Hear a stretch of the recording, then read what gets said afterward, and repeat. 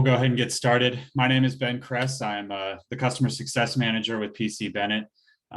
Very happy to have you guys join us today. I'm joined by Nathan Newberg, who is our Technical Sales Engineer, who's going to give you a little bit of a demonstration, presentation, of monitoring your inventory. And then we also have Vaughn Proctor from Netstock, who's going to kind of give us an overview of what their products at Netstock can do. And we'll then open it up at the end for Q&A. And anybody can feel free to type in the chat or ask a question in the Q&A section. And we will be sure to answer those at the end of our presentation. So again, thank you very much for joining us, and we hope you find this beneficial. Nathan? Thanks, Ben. I appreciate that excellent introduction. I'm going to go ahead and start by sharing my screen.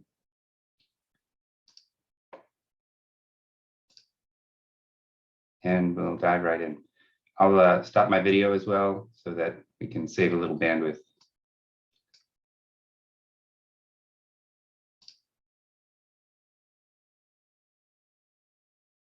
Welcome, everyone. My name is Nathan Newberg with PC Bennett Solutions. This presentation is intended for companies that carry inventory and want to better manage their inventory availability while reducing ordering and carrying costs.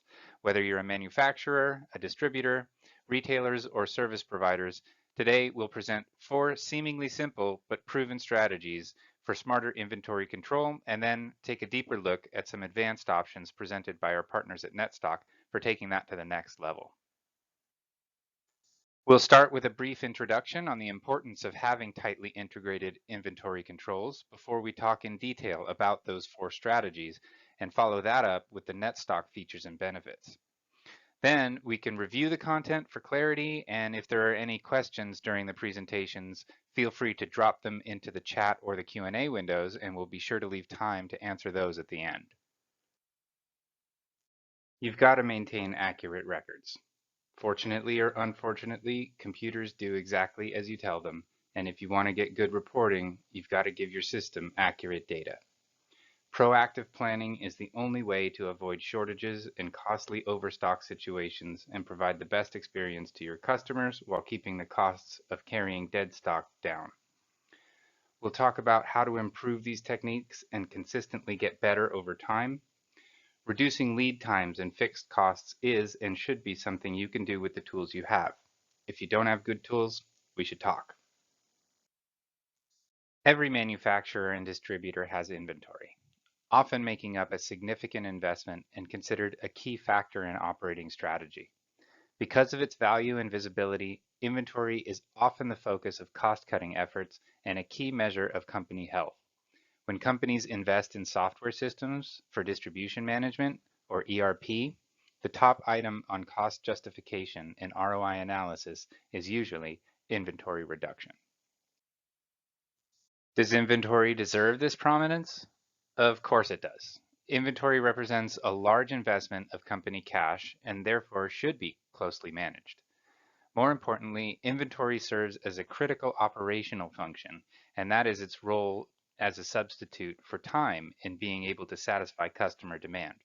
In distribution, having inventory in a nearby warehouse allows the distributor to deliver goods to the customer very quickly.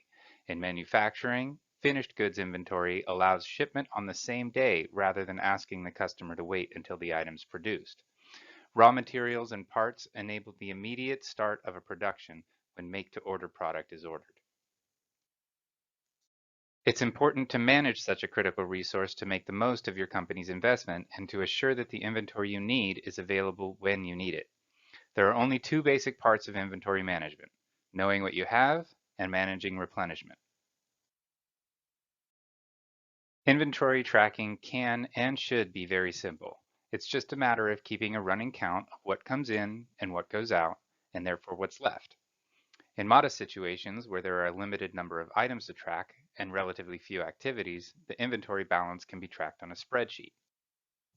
The amount of inventory on hand is the result of receipts, that's inventory coming in, and issues, that's inventory going out. Inventory goes out in response to demand. customer orders, inter-warehouse orders, pulling parts to support production, all activities that are placed on the warehouse from outside, customers, other warehouses, or the plant. The inventory manager controls replenishment. In simpler situations, replenishment can be managed through some form of order point management, either formal or informal.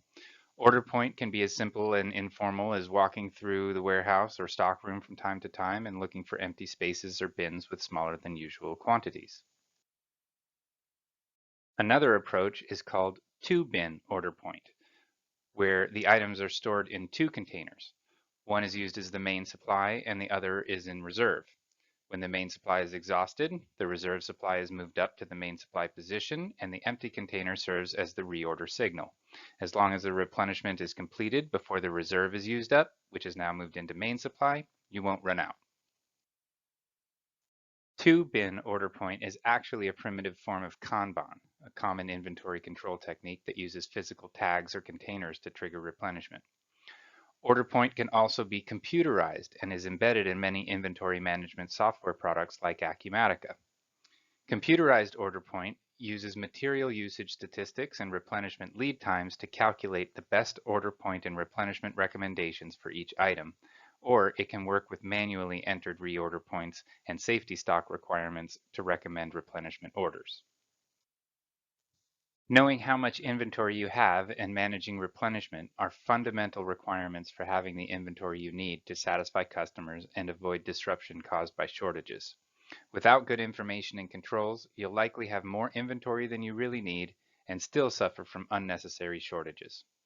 Good inventory management pays off in higher customer satisfaction, lower overall investment, fewer back orders and lost business, reduced disruption, and lower costs of expediting. It's difficult, if not impossible, to effectively manage inventory without an accurate record of what you have. You make promises to your customers, accept orders, and quote ship dates based on what you know is in stock. If the reality is different from the records, you may not be able to keep those promises, resulting in disappointed customers and lost business. The accuracy of any inventory tracking system, whether manual, spreadsheet, or software, depends on timely and accurate transaction reporting. Any inventory movement must be reported to the tracking system promptly and accurately. While this is a simple requirement, it's not necessarily easy. Any human-based procedure is subject to error, delays, lost transactions, bad math, and misidentification. Timely and accurate transactions only occur when the people reporting the transactions understand the importance and are properly motivated to do a good job. There's no magic here. It all depends on motivation and management. For example, if an employee is moving items to put together a customer order, their primary focus is on getting the right things into the box and doing it quickly. Your challenge is to find a way to make it important to also report what was picked, from what location, identifying information if there's a lot or serial number, or whatever else you need to track.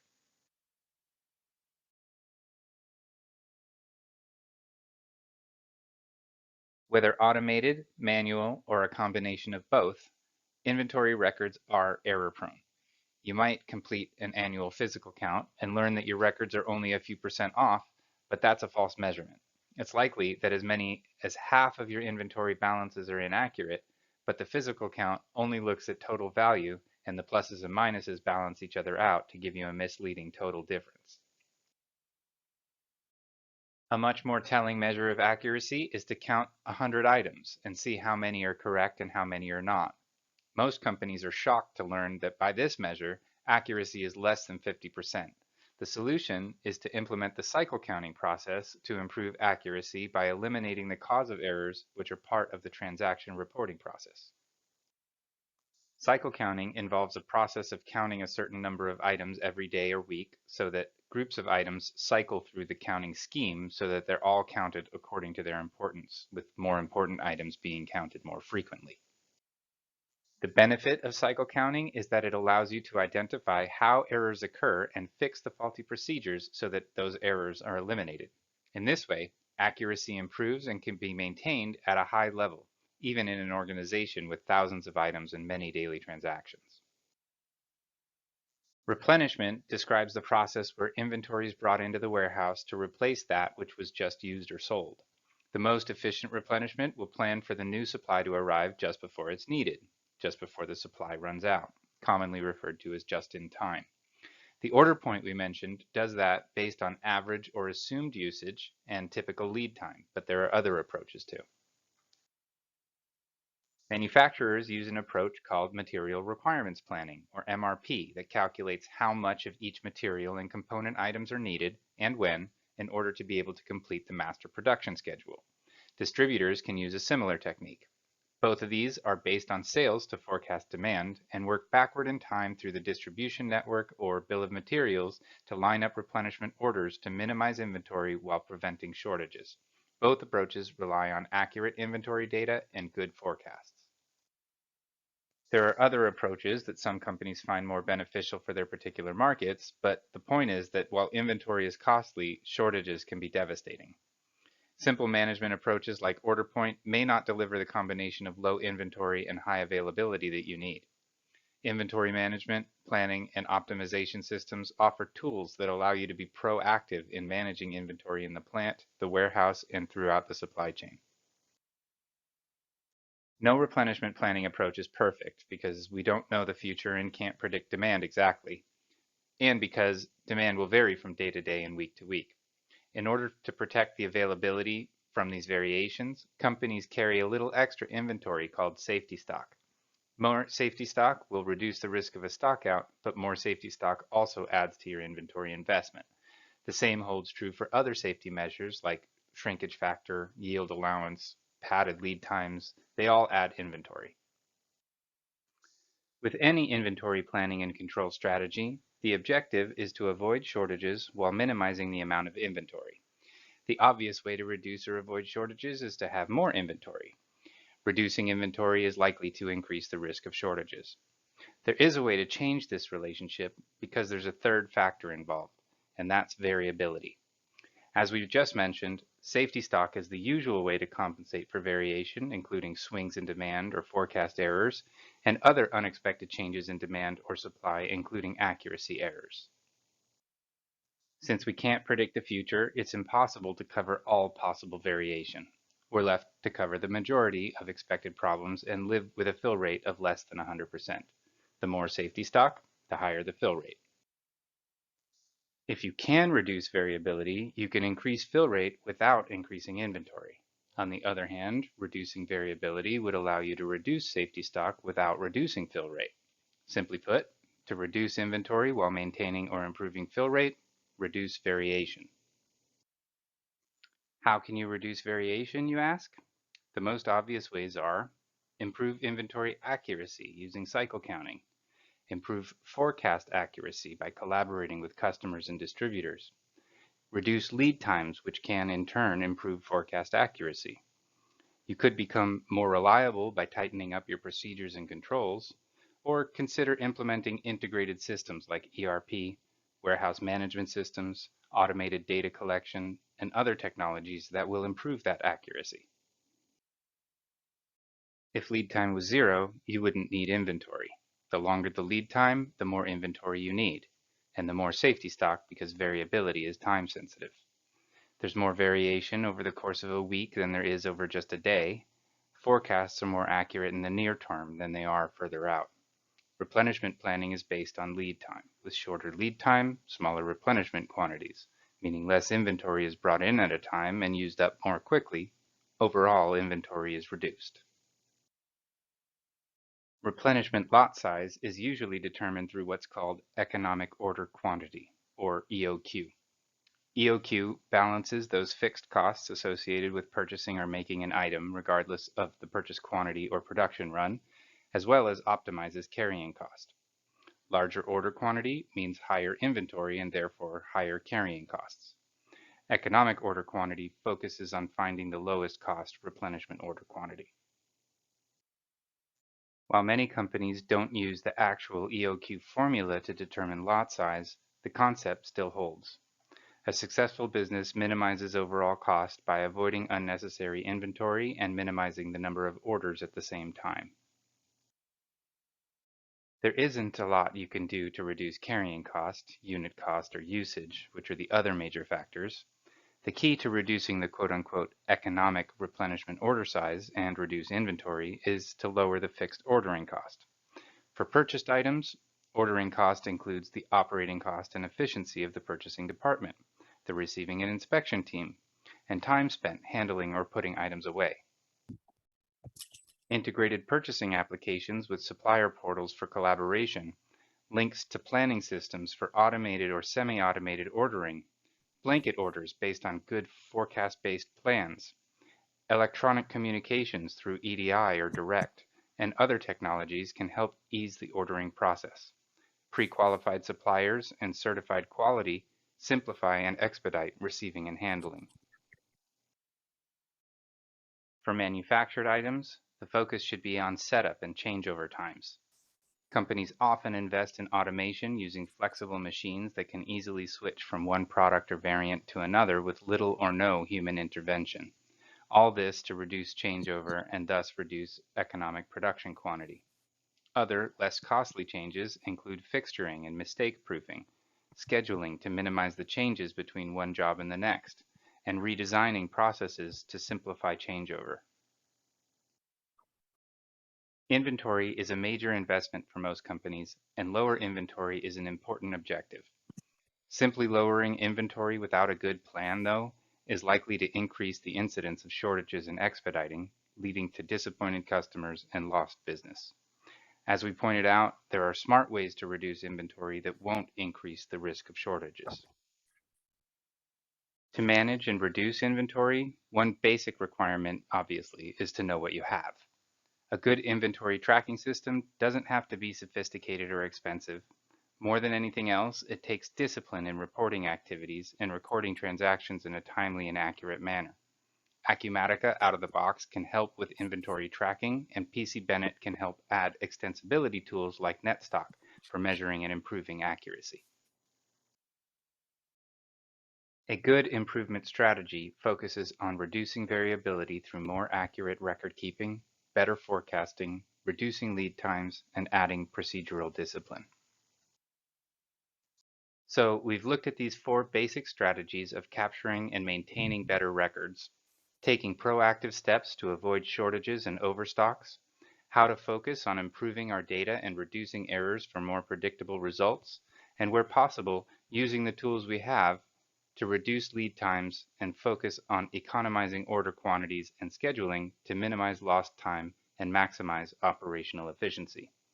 Now, let's take a look at Netstock and how some more advanced functionality can help with managing inventory across your organization.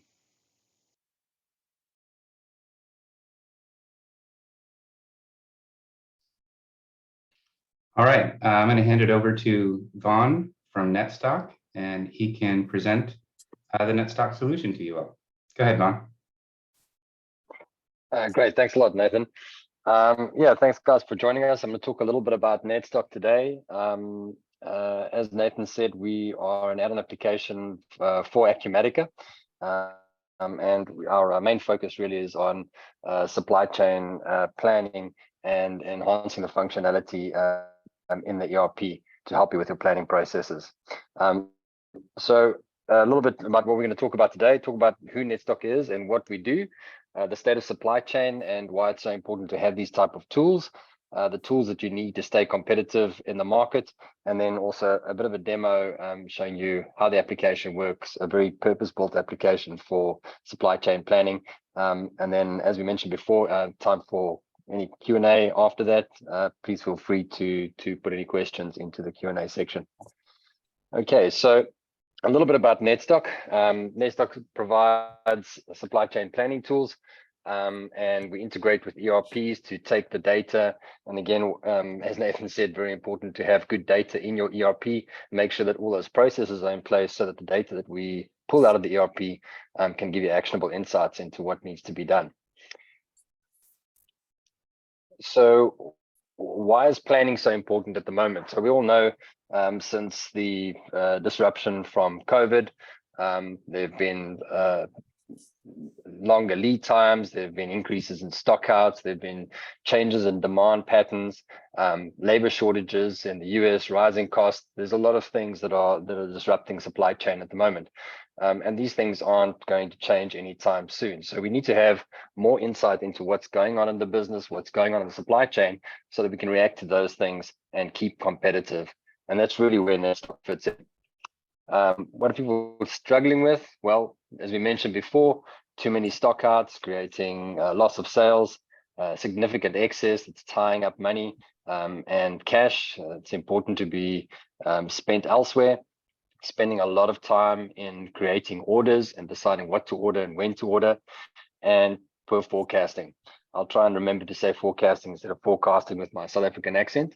But the more accurate we can get that forecast accuracy, the better the planning process is going to be. And Netstock has the tools to do that. Fortunately, most of these calculations are typically done outside of the ERP in a spreadsheet or reporting. This leaves you rather guessing at what to do and fixing what went wrong rather than working on what needs to be done. So this technology really is there to enhance the ERP, take the data out of Acumatica and improve the planning processes. So with Netstock, we have supply and demand planning built into the application, the ability to model different inventory policy to see what works best for the business, generate ideal order recommendations at a touch of a button and drive those back to Acumatica. You can track performance against targets. First of all, set targets for the business and track against that, and then also project into the future to see how those targets are going to perform or how your inventory is going to perform into the future for better planning. Without Netstock, people are usually sitting in a reactive state, no visibility into what's happening in the supply chain, working capital tied up, lower sales because of stockouts, and always doing post-mortem on what went wrong rather than fixing what's coming at them in the future. And that's really where we're trying to add value in the application. Okay, so a little something here. Again, this is no crystal ball. We don't have the perfect forecasting tools, but the visibility allows you to be able to, as I said again, react to what's going on in the supply chain and make better decisions to make sure that you don't get caught out. Okay, let's have a look at the application. I'm just going to go into a demo quickly. This page over here.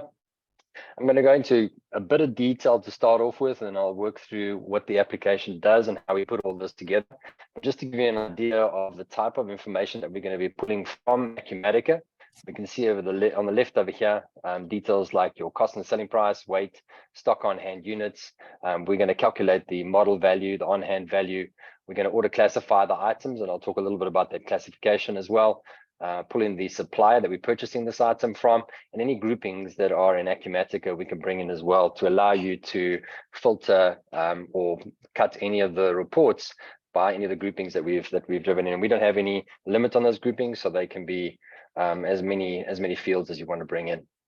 On the right hand side, we can see over there we've got sales history over there in purple that we're bringing in from Acumatica, and then we have a forecast for the next 12 months automatically generated through our forecasting engine. And we can see the forecast over here was no trend with seasonality. So we've picked up some seasonality, but no upward and downward trends in that forecast.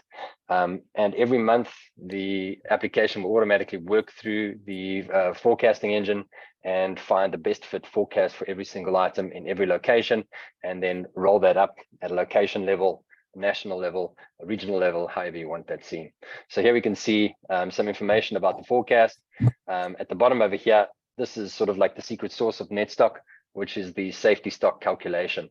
And we touched on why this is so important.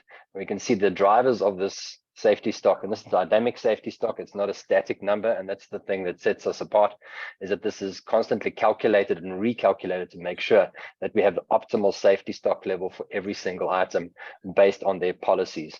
We can see over here the target fill rate that has been set for this item specifically is 98%, a very high target fill rate, and that would obviously increase safety stock, as we said before in the presentation. The effective replenishment cycle, that's the lot that we were talking about. I'm purchasing this every 30 days. I'm buying 30 days worth of inventory every time that I purchase. The lead time on this item is 45 days, and that's the standard lead time from the supplier. And then we have risk calculations. So we spoke a little bit about the risk and why we hold safety stock. The two main risks really are around the supplier performance and whether the supplier will deliver in time and in full, and also how accurate the forecast is. And we're able to measure those two at an item level for every single item. So if we go to the forecast history over there, we're tracking the forecast history over the last 12 months. At the moment, we're over forecasting, so we are actually dropping the safety stock by 3 days.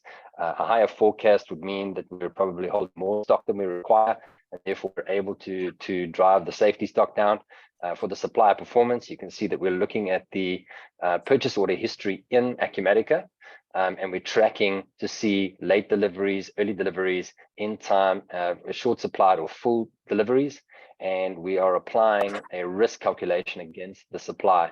In this case, those 45 days that we're planning for, on average, we're receiving that in 56 days, which is 11 days longer, and we're actually adding 11 days into the safety stock. Higher risk for delivery, more safety stock required to make sure we can overcome that risk.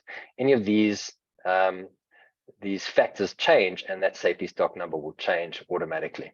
And that's really the big difference, as I said, with Netstock, is that this is automated and calculated continuously, changes based on these requirements. On the left over here, we can see the policy will work out automatically min-max levels built on your lead time plus your safety stock to get to your reorder point. Reorder point plus the replenishment cycle will get you to your order up to a maximum level over there. And we compare that to the inventory position at the moment. We're sitting with 86 days worth of stock. There's 329 units that have been booked out or allocated.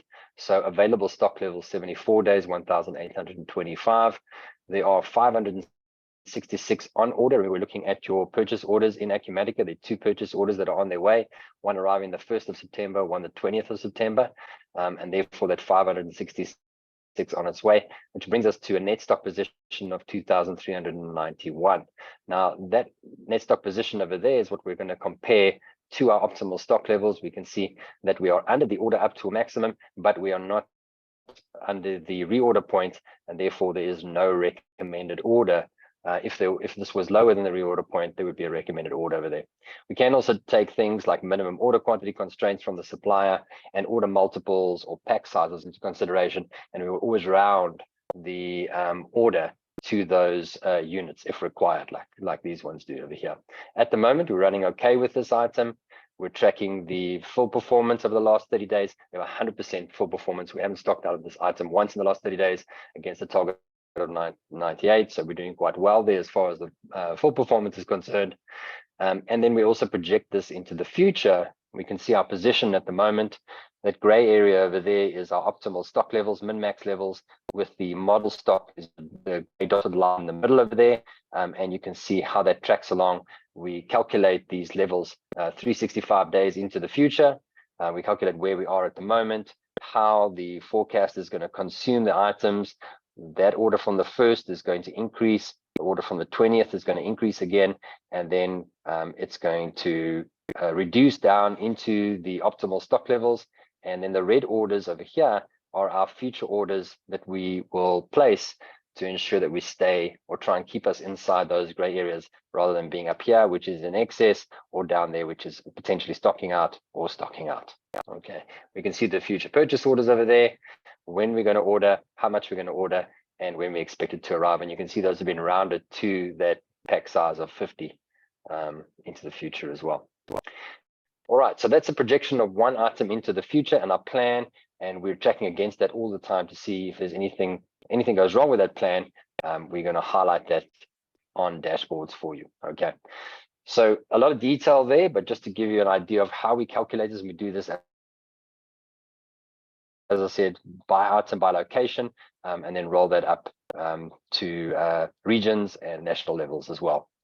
All right, so let's have a look at the dashboards. What do we want to do with these items? And the main drivers, again, as I said, is trying to reduce inventory and trying to increase service level. The top 3 KPIs are all about our stock holding. We can see that there's a stock holding over here of 8.7. We started 5 months ago at 10.8. That has reduced by 20%, so that's looking a lot better, but we're still not near the model of 5.5, which is what this business is aimed for, and we're working towards that all the time. We can see the reasons why. We've got $2.8 million worth of excess inventory tied up in these 2,124 items over here. Even though there's been a 51% reduction in that excess inventory, still quite a lot of excess over there and money being tied up that could be used elsewhere. But not only do we want to highlight where the stock is imbalanced at the moment, but we also want to look into the future. Have a look at orders, again, that are in Acumatica that have been placed already. Are they surplus to requirements, and are they going to increase the excess when they land? Can we do something about those orders before they land? And we'll tell you the day after you place the order, not the day before it arrives, so that we can try and reduce those orders, cancel the orders, stagger deliveries, do whatever we can to make sure that we're not going to increase that excess with future excess that's on its way in the surplus orders. At the bottom here, we're having a look at the fill rate. We started at 79%, increased to 86.8, so there's a 9% increase there. It's looking good, but the overall target for the business is 96.4%, and I'll show you how we got to those calculations just now. But that's the target that we're tracking against. Why are we not there? Well, we're stocked out of 1,176 items, potentially costing $714,000 in lost sales. Again, a huge reduction in stockouts, but quite a bit of money that's going to be lost there. And those 1,776 items. Also ahead, we're looking at potential stockouts. So items that are in stock, you might have stock on order on purchase orders, and we can see that those purchase orders are going to arrive too late. 113 items that are potentially going to stock out in the future. There's going to be a window period where they're going to stock out before the items arrive on that order, and there's potentially another $160,000 worth of lost sales that we can try and expedite or do something about to make sure that those don't happen. So having a look at where we are against targets that have been set, having a look at where the inventory is out of balance, and then also looking at future issues that are coming our way so we can be proactive in making sure that we hit those targets as quickly as possible. We're also very married to the this 80-20 Pareto.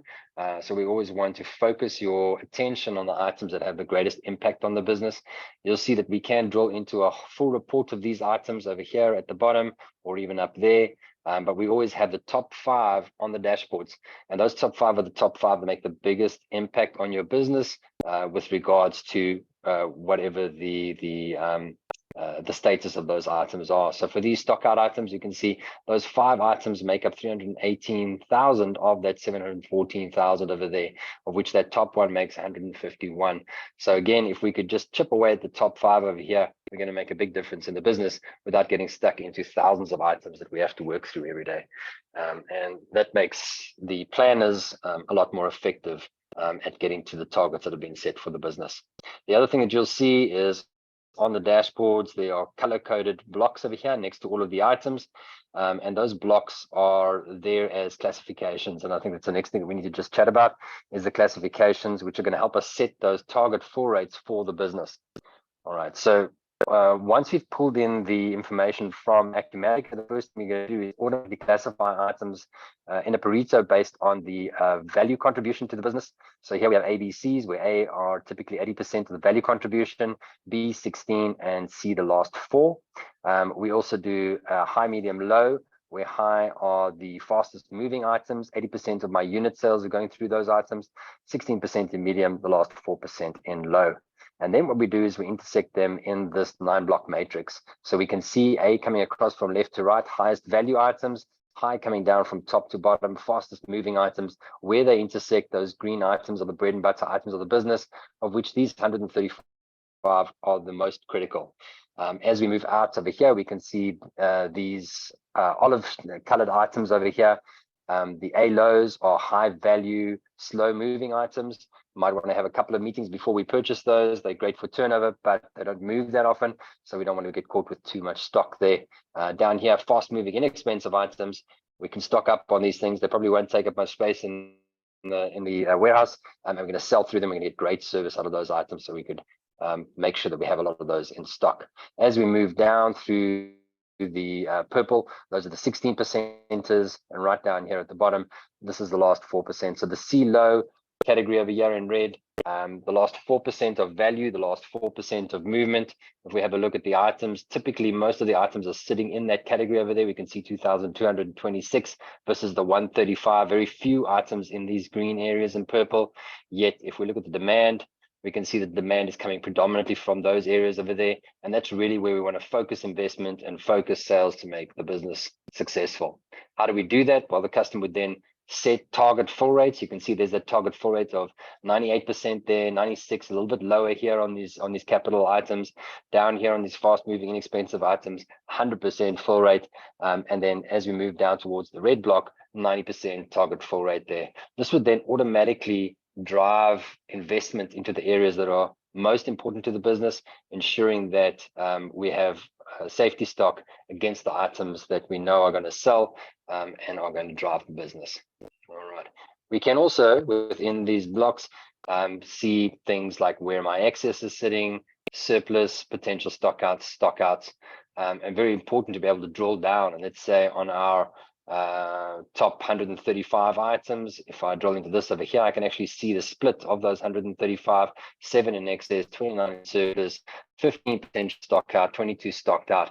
And obviously these are the more important categories to look at within my green block, my AH block, because stock outs are critical in this area over here. I've got 22 items over there, potentially losing almost 200,000. We can drill down into a list of those 22 items and we can deal with those items straight away. When it comes to excess surplus items, we want to have a look at these items over here. We've got 711 items out of those 2,226 that are in excess. We're holding nearly just over $1 million worth of excess in very slow moving, low value items. This is where we look at rationalizing out of the product range, running fire sales, sending back to the supplier, doing whatever we can to release that cash back into the business, and we will then automatically invest it in the areas that are more important. So again, driving focus into the items that are most important in the business and making sure that you can concentrate on those. Just to touch on the forecasting engine, we can see over here a rolled up view of the forecast of all the items in this location, the ABC warehouse. There's the historical data, historical forecast versus the actual sales to see how we did. Remember, we're calculating forecast accuracy all the time, and then our future forecast over there, which is seasonal, 12 months into the future, and you can see how that's built up year on year over the last couple of years and into next year. But we also want to your attention, bring the items where the forecast variances are the greatest, where sales are exceeding forecast to the greatest amount. There's a top 5 again. You can go into the whole list, but there are the top 5 items and forecast exceeding sales. Where we are selling a lot less than we thought we were going to. We can drill down into these items, amend forecasts manually, or amend forecasts at a macro level, by group, by brand, by any of those departments that we brought in by Acumatica. You can actually go and make macro adjustments as well. So constantly tracking forecasts, setting safety stock based on forecast variances, and highlighting areas where items are over forecasting and under forecasting, so that customers can intervene with that as quickly as possible. All right. Then also just to touch quickly on manufacturing and distribution. I know that we did touch on that in the previous presentation, so I just wanted to give you a look at how that works in Netstock. Again, here we have an item. This is an item that's on production line 1. It's a manufactured item. We have sales history. We have a forecast over there. We've got safety stock, and we've got recommended orders in the projection over here, which are actually recommended work orders 12 months into the future to manufacture this specific item. That forecast that we're tracking over there, so there's the sales history that's creating the forecast, is then driven down through the bill of materials. So this is 2001, which is the manufactured item. And these are the raw materials or components that are used in manufacturing this item. And you can see over there, we'll drive the forecast through to the raw material. If I use this raw material over here, this happens to be a component that is sold directly, as well as being used in multiple bill of materials. The forecast of all of these bill of materials will then explode through the BOM down to the raw materials, so I understand how much of this raw material or component I require for the manufacturing of each of these items for the next 12 months. So if I go into the table over there, I can see there's 2,001. I can see that I'm going to need 4,000 of these units.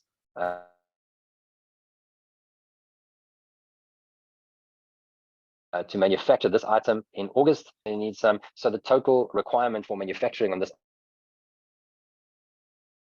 item is 9,000 units or liters or kilograms, or whatever it is that the item holds. And we have that forecast 12 months into the future. So that'll drive the bill of material demand, or the dependent demand from these items down to the raw materials. And at this level in the raw material, we will then have its own safety stock calculation and produce its own orders on the supplier to ensure that we have enough of that raw material to manufacture that item for the next 12 months. This item also happens to be part of a distribution network. So it's manufactured here at Central Store, which is the distribution center. If you look at the distribution center, you can see that there are a number of branches that are supplied by this DC. And again, the same thing, the dependent demand coming from these items. For each of these items, each of these stores, we have created orders. Those orders will then be distribution orders on the DC.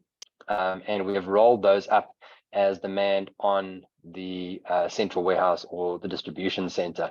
So here we can see we're going to need to send 122 of these items, manufactured items, to the main store. The store is obviously overstocked, so I'm not going to need to send anything there.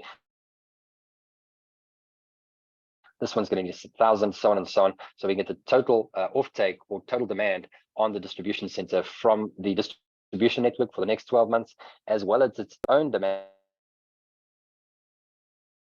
and driven by direct sale. You can see over there, I've got two forecast streams. I've got the DC as well as forecast for direct demand that have been added together to make sure that I have enough of this item for distribution, and then driving that demand through the bill of material to make sure that I have enough raw material to be able to manufacture this item for the next 12 months. All right, we can see this item over here. We've got a recommended order of 23,500. We can see that the net stock position is 19,811, which is below the 28,146, which is the reorder point, and therefore we have a recommended order to bring us back to the order up to a maximum of 43,195. And you can see that that's been rounded quite nicely there by order multiple of 500, which is actually a manufacturing batch size that we're rounding to 23,500. And if we go to orders, you can see that that item, which has gone through its reorder point, will automatically be put onto an order schedule for that supplier or production line. If it's a raw material, obviously would be on supplier. In this case, it's a manufactured item that's coming on production line. So in the order screen, we can see the suppliers and production lines listed over there. We can see any unsatisfied sales orders against that. We can see the urgency, so you can have a look at and rank these by importance based on how urgent they are, and the urgency is calculated by how many potential stockouts or stockouts are in that order. Outstanding purchase orders, we can see the product counts, the quantity value, purchase currency if that's different, volume and weight. So we can even optimize for container loads and weight if required in the order. We can use look forward days if we want to look forward 7 days for manufacturing, or perhaps you want to look forward 30 days for a supplier shutdown on raw materials. It'll bring forward any orders that we, or any items that we see are going to hit their reorder point in that period of time, to make sure that we can cover ourselves for that time. If we wanted to open the order, we just say create order. It'll bring up all those items on an order schedule. There you can see is that 2,001 that we were talking about, 35,500 that 23,500 that's being ordered, and all the information of the items over there. Again, if I wanted to optimize for container loads, I can just go in, I can select volume if required, and I can optimize for container load. We're sitting at 67, so let's say we wanted to get to 61,000 cubic meters. It would pull items out of those pop-up items to get as close as it can to whatever the volume is that we're trying to solve for. We can add those items, and now I've got a containerized order that has taken minimum order quantities and pack sizes and pallet sizes and all that type of stuff into consideration, and giving me an optimal order that I can send back to Acumatica. So over here we have the download button that would then push back this order recommendation back to Acumatica, and we can go through the usual authorization processes in Acumatica before sending that off to the supplier as an optimized order. And that's really how we close the loop from pulling all of the information by item into the item levels, doing the calculations, setting those policies with the customer, driving towards those targets that they've set for the business, suggesting replenishment, whether that be order on supplier, transfer between locations from DC to warehouse, or work orders for manufacturing. We can supply any of those to send back to Acumatica. Yeah, just a couple of things also just wanted to touch on, a couple of things that came up in the presentation before. One of the things that are very important is supplier collaboration, and a great way of reducing the cost is good collaboration with suppliers. We have a supplier performance module that we've created where we can actually track the overall performance of that supplier. We can have a look at historical orders that were placed. We can have a look at overdue orders that haven't arrived on time, open orders that are on their way, but more importantly also future orders, so we can see what we're going to be placing with the supplier in future. And if we get into a breakdown here, let's just go to future orders. We can see the totals over there. We can even break that down even further, get down into even more detail, and have a look at an item level exactly what we're going to be ordering from the supplier month by month, 12 months into the future.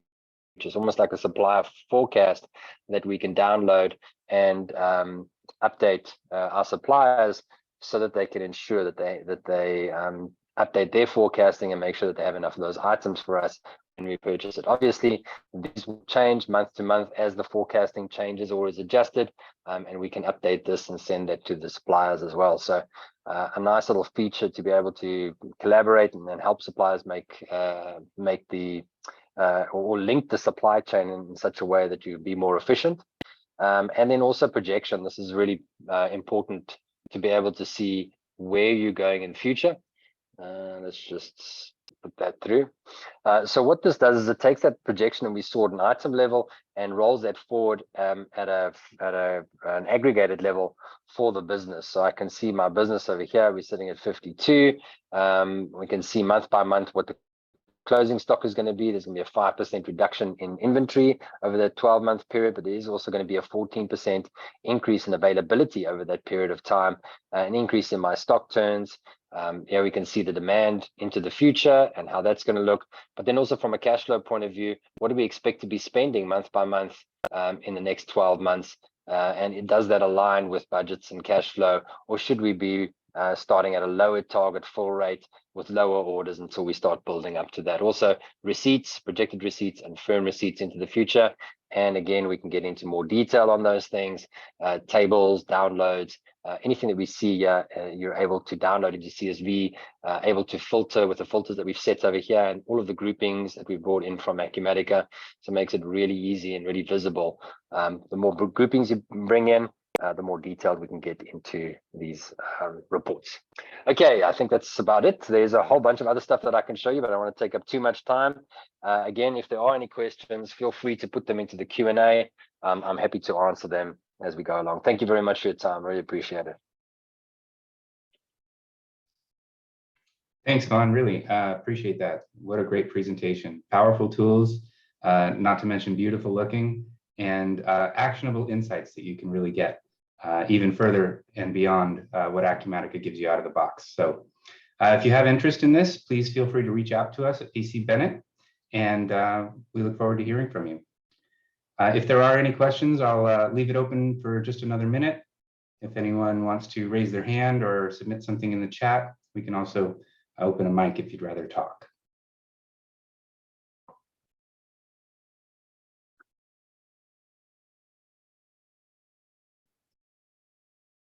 Okay,